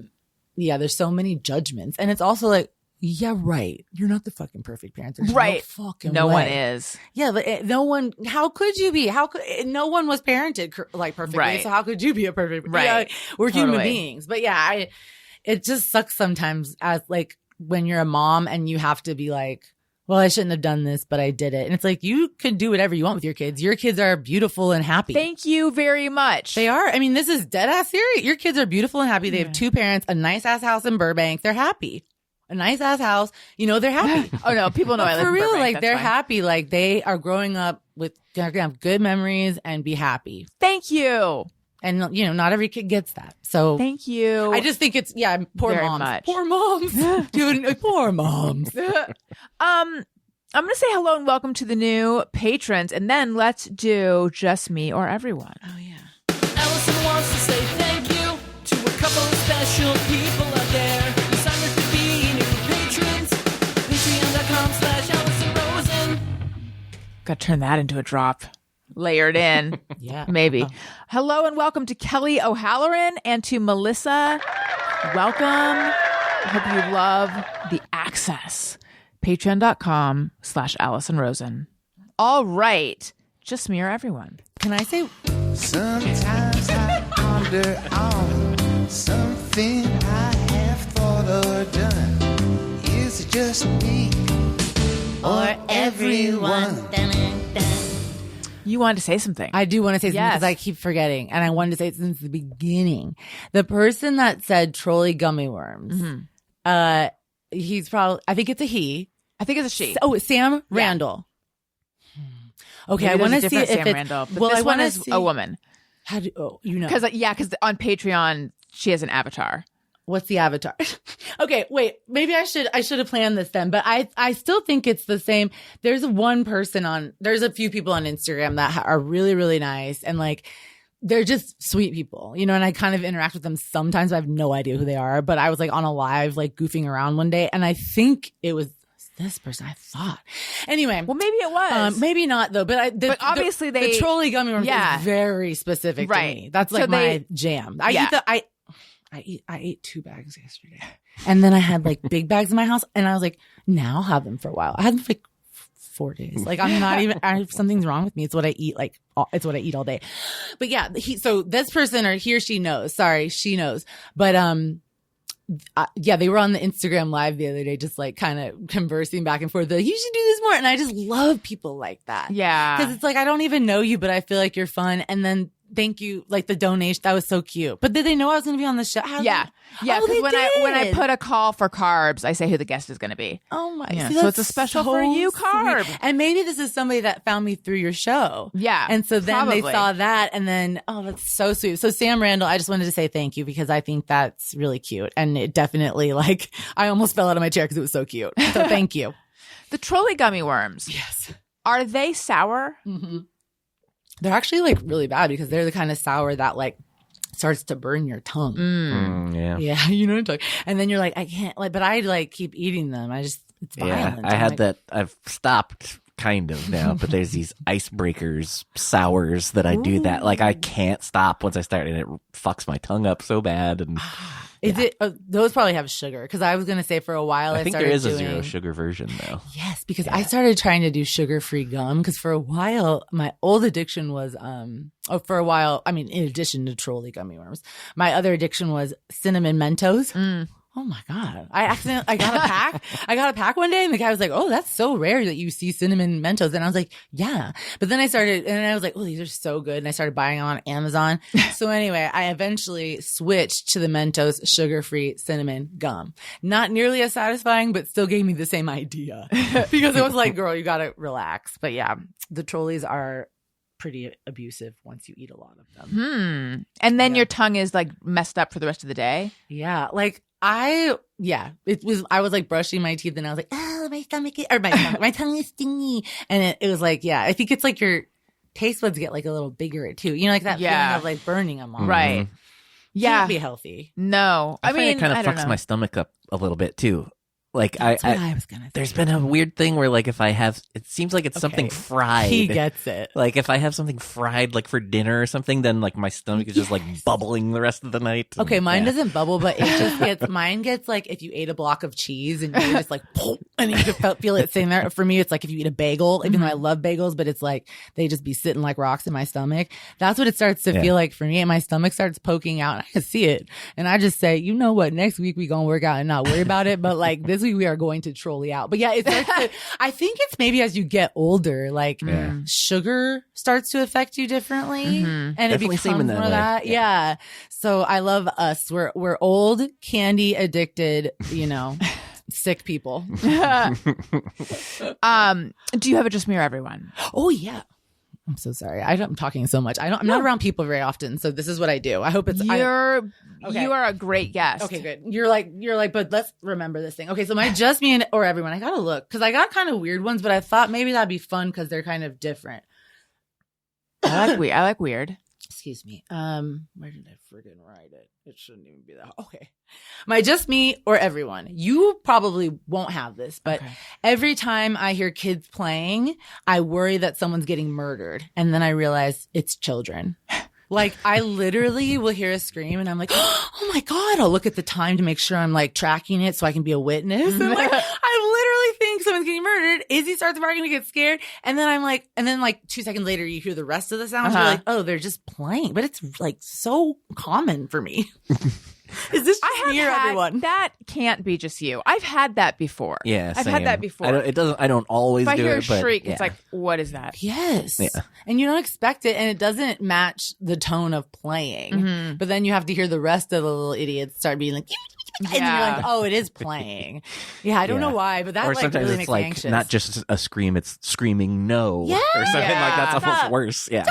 Don't touch me. Yeah. And I'm like, what and your the mind goes to the fuck? darkest And it place. could easily be some 20-year-old woman in the alley, and I'm not gonna let a Kitty Genovese happen again. You know what Kitty Genovese is? Yes. That what example. Wait, who? There's a name for that murder. I was Like, gonna, looking for Mr. Goodbar. Is that a movie about that? oh, I have no idea. But if it is, that's interesting. I have no Searching idea. for Mr. Goodbar. She was just like, when you're in psych class, you learn about her as she was like being, you know, assaulted and murdered in the fucking alley. And there were tons of neighbors that heard it, but nobody did anything. So it was bystander apathy. Is that? Yes. It's just like, well, you always think someone else is going to do Right. something. I'm like, no, I'm going to do something. Yeah. But yeah, it was, so that's what, yeah, it must be bystander apathy or just in general, just like the group think of like everyone's going to do something. I don't remember what it was. Obviously, I didn't take notes. Yeah, but it sunk in because It did because it was disgusting. Because imagine hearing a woman being like, "No, please help me," and then just being like, "Oh, somebody will do something about that." I think it was like in the 50s though, so it might have been harder to call. I don't know. Yeah, hey operator, someone's getting attacked. Okay, so I looked up looking for Mr. Goodbar, which is just a candy bar to me, but Yeah, raised in, this has nothing. I think it has nothing to do with Kitty Genovese. I don't know why I associate them. I love it. Raised in a strict Catholic family, Teresa, played by Diane Keaton, teaches deaf children during the day and cruises single bars and discos at night. Teresa favors rough sex with random suitors, ignoring the advances of well-meaning but nerdy social worker James. Instead, Teresa pursues the likes of Tony, played by Richard Gere, whose threatening knife and swagger excite her. Teresa indulges in increasingly dangerous encounters, putting her life at risk. This is so What does this have to do with? So I feel this has nothing to do with. Oh wait, Everyone wants a piece of Tony. Oh my god. Okay, wait. This was Who's that? It sounds familiar. Jeff Drake. Jeff Drake. I don't know. Inspired by the 1973 the movie was inspired by the 1973 murder of the school teacher Roseanne Quinn. Okay. Well, that's how you got there. But what happened to Roseanne Quinn? Yeah. Well, I guess we're gonna have to Poor find lady. out. Yeah. She was stabbed to death in 1973 by a man she had met at a bar. She was a school teacher. Did you say that part? And she liked rough sex. Yeah. She liked ass eating, I bet. Tony, will you look up? Is there a movie about Kitty Genovese? No, there's no. It's not. I really don't think there's. I think it's really just a horrible story that in you psychology literally class. get taught. There is a documentary. Oh, yeah. I don't think I see anything about a movie. Or wait. There's a Perry Mason episode. Is that what you're thinking? They of? say That's obviously Oh what yeah, I'm thinking of. bystander effect or Kitty Genovese syndrome. I don't know how to say her name, by the way, but the bystander effect. 38 neighbors were awakened by her screams. It was found later that about a dozen neighbors witnessed her murder, out of which 2 called the police, and none intervened until the attacker left. oh my God! It's just Where was that? Was that in Queens? Yes. Kew Gardens. That's where my mom's from. See what she knows. Yeah. Mom, did you hear something? She was 10, but listen, bitch, you probably heard something. Hey, by the way, yeah. season 5, episode 7 of Girls, Hello Kitty joins the characters as they navigate through an interactive theatrical version of her murder. What? Girls famously had a ass-eating scene. Oh, hell yeah. With Marnie and that dude. Listen, you know what? To I'm each just, their own. tying I'm it not- all together. I'm not you know? saying everybody can't try it, but I'm just saying, I love that we came. Good callback. Thank you for that. I didn't Marnie ate remember that. She had her And ass. She was who like was over the a guy? sink with that poet guy, the Yeah, I musician. think What's so. he's on the bear he's- now? Yes, Abel Mouse or whatever. Sorry. Abel Mouse. What is his name? What Like, is his name? He has some name like that. It's a Which guy on the bear? Eben Eben Moss. Bacher or something. Bacharach. It's like Abel almost Mouse. Bacharach. but Abel it's- Mouse. Bert yeah. Baccarat, Abel Mouse, F5. Even Moss Backer or something. It's Yes. like Somehow the ass eating missed me with that. I is mean, what I must you have and said. Daniel can try it, but I don't understand it. I mean, maybe you have. I just don't. I would never want to do it to somebody. Same. Is the more the thing. Like it's like whatever you do, you. But like I don't Yeah. want my mouth. I just can't. Same. I feel similarly. Okay, I have it just mirror everyone. Is it just me or are we all accidentally sending people TikToks? Has this happened to anyone? I will look in my the mailbox yes. and I'm like, "Oh my God, why did I send this video?" Like I just sent one to Emily Fleming, guest of the show, about Alex Earl's teeth. Yes, And and it's always something It's that you don't even mortifying. care about. It's mortifying because it shows that I was like but you were kind of watching something about Alex Earl's teeth. I was watching Alex Earl before and after. She's on Dancing with the Stars. But I figured out how it happens because I frequently have my phone. I'm just looking at my phone while I'm in bed falling asleep. Yeah. And then I fall asleep. And so my finger holds it like if you hold a finger, if you're on TikTok and you hold your finger down on the screen, it brings up a screen where you can easily send the video to someone.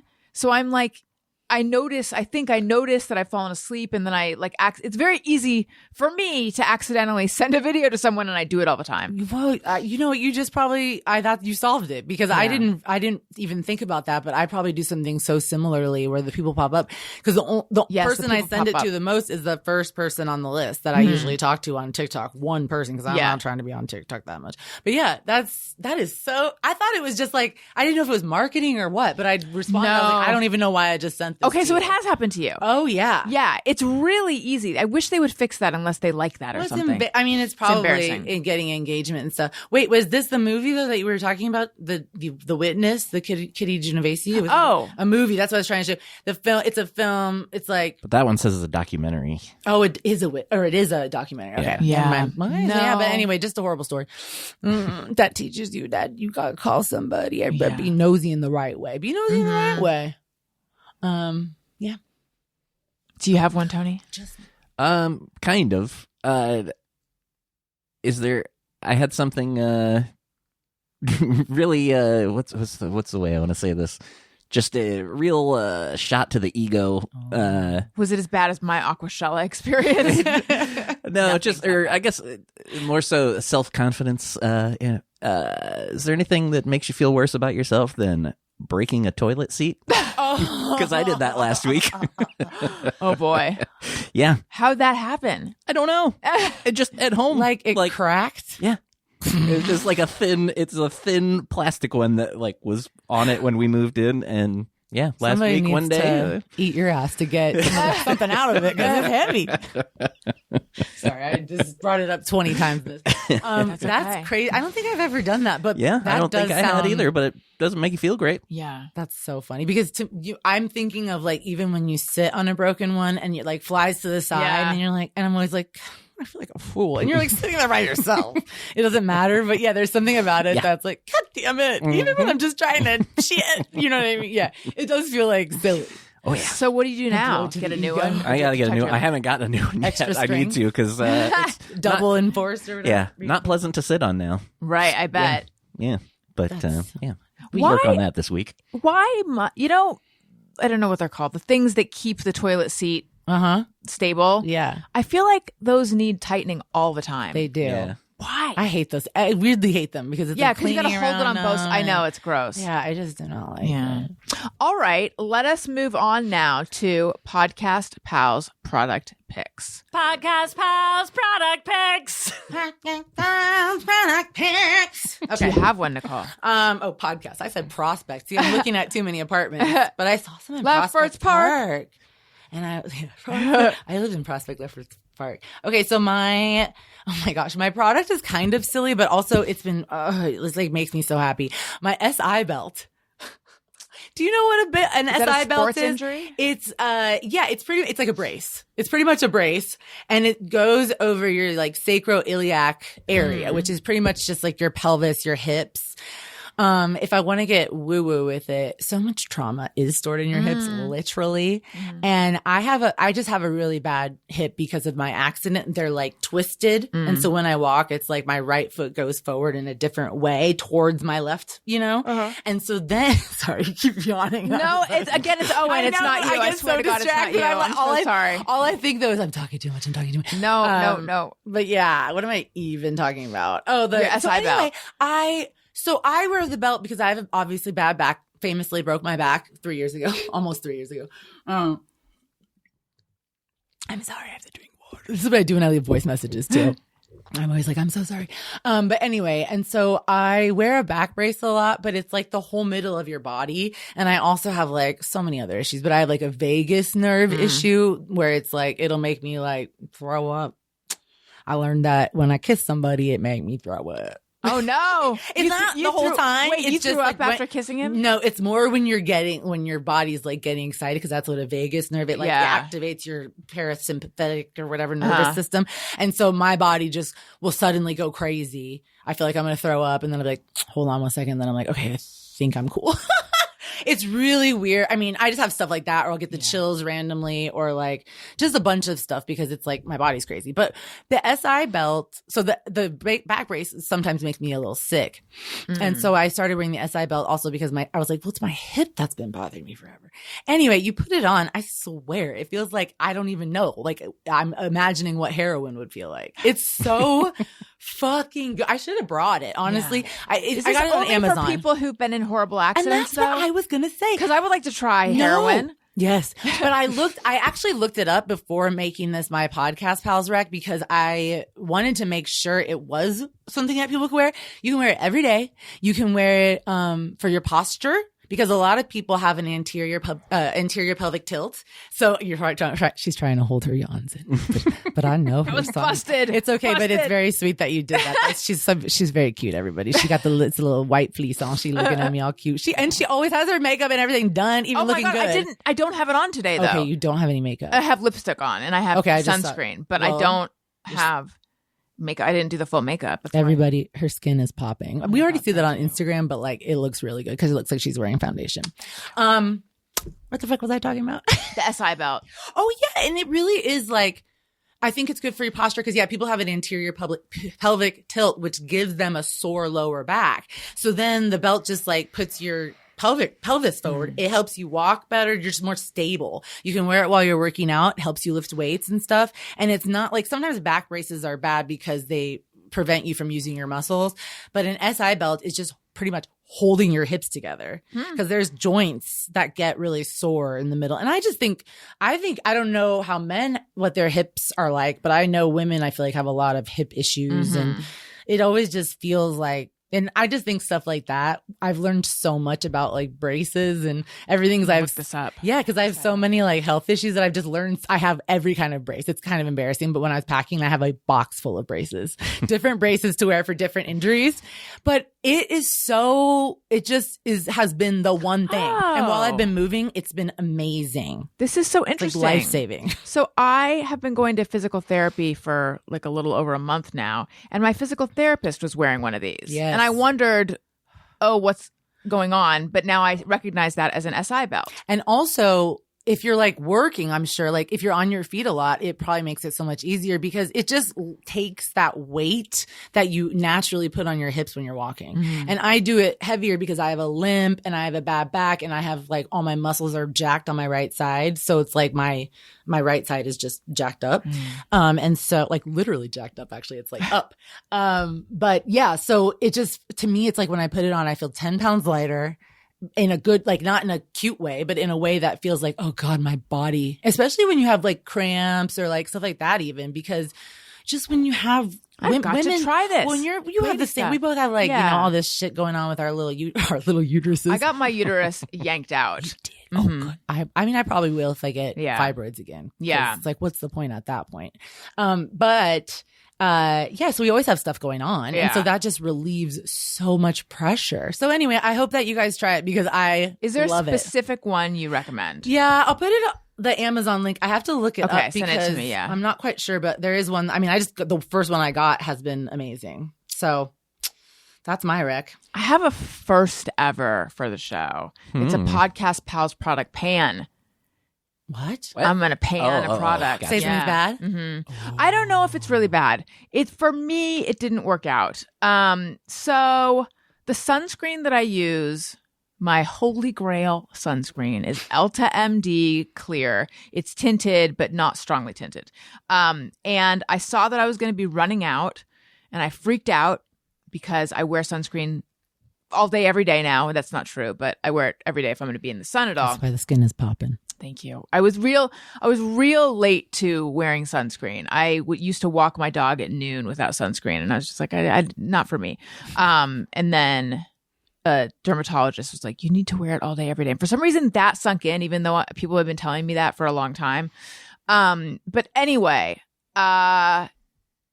So I bought Bloom Effects Tulip Dew sunscreen serum, which Jillian Gottlieb, who has been a guest on the show, she's a comedian and an actress, and she does a lot of skincare content. If there was like a Skinshella, they would let her in right away because she's known. She's known. Everybody for her make content. way. Yeah, Yeah, we got exactly. a VIP coming It's through Jillian at Gottlieb. Skinshella. I love her. She loves this sunscreen. Talks about it nonstop, and I'm like, I'm unfamiliar with this brand, but it has the Jillian Gottlieb stamp of approval, so I'm going to try it. So I bought it, and I tried it today, actually. Now, I'm confused because Niccole complimented my skin and said it looks like I'm wearing foundation. So maybe It's good. it looks better. Yeah, maybe it actually is. But my initial reaction was, I do not like this at all. It's very shiny. I mean, it says like dew in the Tulip Dew serum in the name though, so I should know that it has a shiny finish though. But I was like, I feel like the sheen is not working. The Elta has a little bit of a sheen, but this is like way too shiny. It's like bringing out all the crinkles under my eyes. It's sitting on top of my skin. It's making any little hairs on my face really show up. And then also it has a smell. It's unscented, but it smells vaguely like cinnamon. You might like it actually. But to me, it smells like my mom's purse in the 80s. Yeah. And so I was looking in Big Red, right? Yeah. I was looking in I think Dentine actually. Oh, I was looking in the ingredients and I'm like, there's going to be something like, there's some ingredient that's like cinnamol or linalool and cinnamine, or I don't know. I've seen these as ingredients. I like that you don't just say cinnamon, isn't it? It's not cinnamon. It's got to be cinnamine or like something else, or like it's like tryptophan. Cinnamexol or something. It's like the chemical that smells like, but that's not in there. So I don't know what's causing this smell, but I actually don't smell it anymore. But for the longest time, I could still smell it, and I had to wash my hands. And I was like, I cannot wait to wash my face and take this off, except now I've got to reconsider based on what Niccole said. But that was my initial hours-long reaction to it. That is so funny. Yeah. I complimented you 10 minutes before you panned the product. I know. That's so funny. I don't know. So now I got to reconsider. Oh, I also felt like it made me look like pretty washed out in a way the other one doesn't. I knew you were going to say some of these things because I got the only tinted sunscreen I've had, I think. It was like, I can't remember. It's like somebody famous's mom, like Usher's mom, but it wasn't that, like has this product line. And it was for Black women, but you put it on, or excuse me, you open it smells like clay. Or something, which I don't like when some of them, And so then you put it on, it's gray, which sounds like it's clay gray. Yeah. But then you put it on, it's like gray. It makes your face almost have a grayish tint. Yeah. It's very thick. So it's like very similar. That sounds like this one. I know. I think for me, those are so tough because I don't like feeling greasy on my face. I like almost feeling dry. Yeah. But then I feel like those products do just settle into your face. Yeah. I would do the same thing. I was like, it's washing me out, but they say it's supposed to be my color and all this. Right. And it eventually, like, all of a sudden you're like, oh, I look fresh. And you're like, oh, it's the sunscreen. Yeah, maybe it is good. I got to go check it out. But I still, I don't know. I don't think I can get past the smell though. But there's another one I bought as well because I had a sample of it, and it's Isden. Their tinted one. It has a very long name, but that has more of like a satin matte finish, and I kind of, maybe that's the direction I'm going to go. I don't know. They have lipsticks like that at MAC. I remember because I always liked it it's that middle ground. Yeah.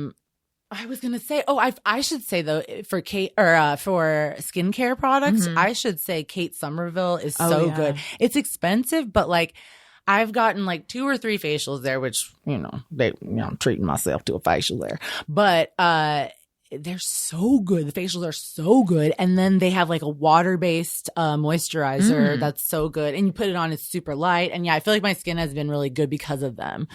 But I was gonna say I see the sheen, but also it's like cheekbone highlighters. What it looks like.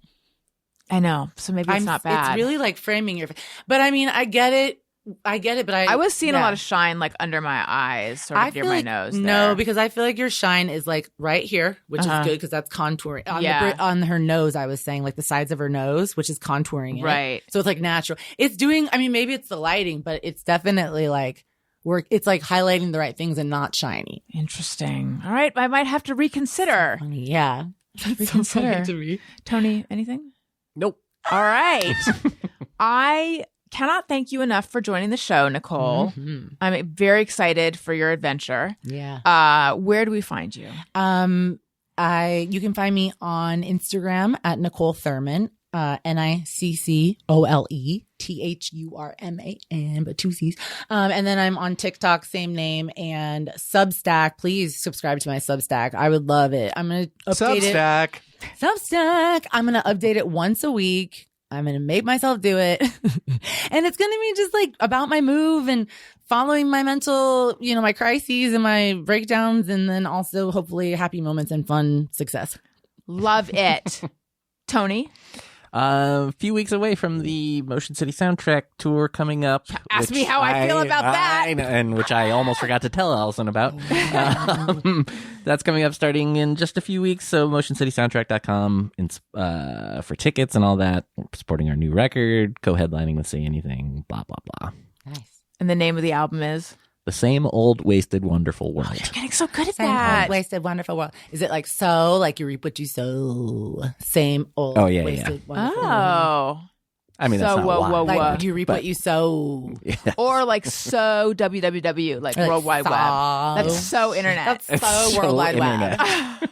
You know, That's what I you always guys are do that going for, right? with like license plates. The other day there was like an IV, and then in the middle it said V, and then XI, and I was like, 4, 10, 5. I get it. But then it's like, I was like, ooh, it's all right. You know, like, when I'm driving behind people, I'm having full conversations with their license plate. Yes. It's like, Mo's best. You know, and you're like, you just start, like, it's funny to say them out loud. I have a lady in my neighborhood. Her car's name, probably her name too, is Rhonda with like 3 A's. Oh, she's fun. She's the best. She has a Honda Civic. It's like not that fancy. She was out polishing it one day. And I said, are you Rhonda? I love you. I love your car. You kill me. And she's just like, thank you. Like she was just, but she was real like, I expected you to say that. You know, she was great. What was she like? Did she have a loud personality? No. Okay. She had a very normal personality. She was wearing a t-shirt and jeans. You know, she just looked like a mom, like regular, you know, lady. Yeah, I mean, I just like stuff like that when people they just really like the thing they have. You know what I mean? She's like her car, Rhonda. And it just really, like, the vibe is good. Do we think that she would have gone for Rhonda with 1A, but that was taken? No. You think she wanted Rhonda? I don't know why, but for some reason it really gives like that's what she would want. And like I said, like she wasn't a wacky personality. She was just like, yeah, thanks. I mean, that's my car, my Civic. You know, she wasn't black. I just made her sound black just now. She's not.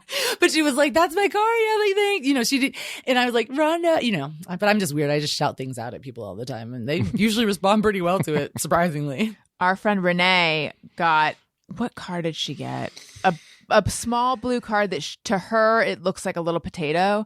Right. And her license plate is Nays Tater, right? Did she actually get it? Or I know she was talking about it. Maybe I don't know if she actually got maybe it, she just but- wanted to get it. I'm not sure. No, or maybe it's my blue tater. I can't remember. That was My blue tater. It was either that sounds more familiar. Actually, now that you say that. Right. And Nays Tater is what we were joking that it would be. I think it was my blue tater. No, now maybe she just thought about it. Tater is just great. And Yeah. you know, it gives you tater. I think it's T8TR. TATR. Yeah. Yeah. Yeah. Well, this has been too much fun. Listeners, thank you for listening. I love you. You matter. Goodbye. Hey, do you know about the Allison Rosen show?